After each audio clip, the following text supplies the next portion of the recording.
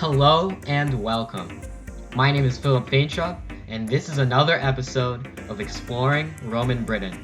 Today, we look at a staple, Hadrian's Wall, and more specifically, its graffiti. Let's get right into it.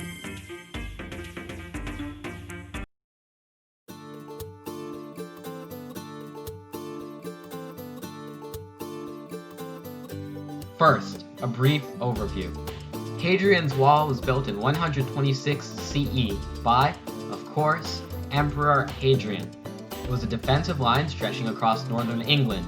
It was meant to protect Roman-occupied areas from the vile and disgusting barbarians in the north.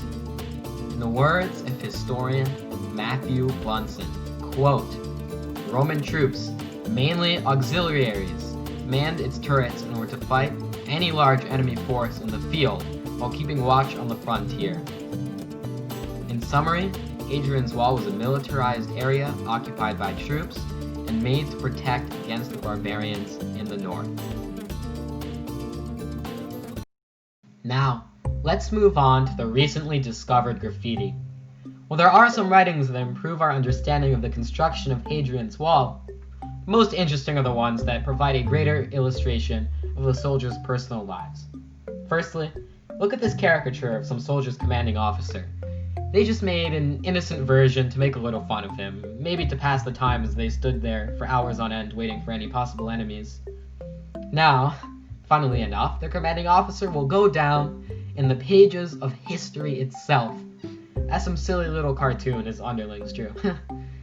Now, moving on to our next specimen. This phallus was carved into the Romans' most famous defensive fortification. In Roman culture, phalluses symbolized good luck. Perhaps the soldier did it before a battle ensued. However, we all know that there is a crude humor tucked away in this good luck carving.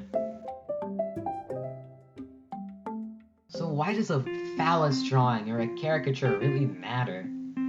As one commentator put it, why is 1800-year-old graffiti important? What benefit is it to us? Of course, they don't provide us profound insight into the inner workings of Hadrian's Wall, but they do give us something even more important: perspective. It's easy to think of history as a mere chronological series of facts. First this war, then this emperor, then that emperor, then this new religion, and then that new country, and so on. But in reality, that's not all that history is. It's all the lives that have ever been lived. It's every little mark they left, and every day that they walked the earth.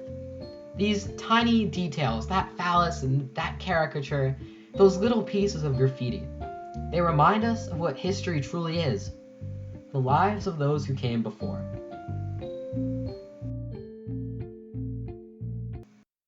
Thank you for tuning in to this episode of Exploring Roman Britain, hosted by Philip Faintraub. Was a guy Produced by Philip Faintraub and written by Philip Faintraub. He wanted to be Here a good are the author, works yeah? cited. An author, oh. He wanted to do the Latin, oh, yeah.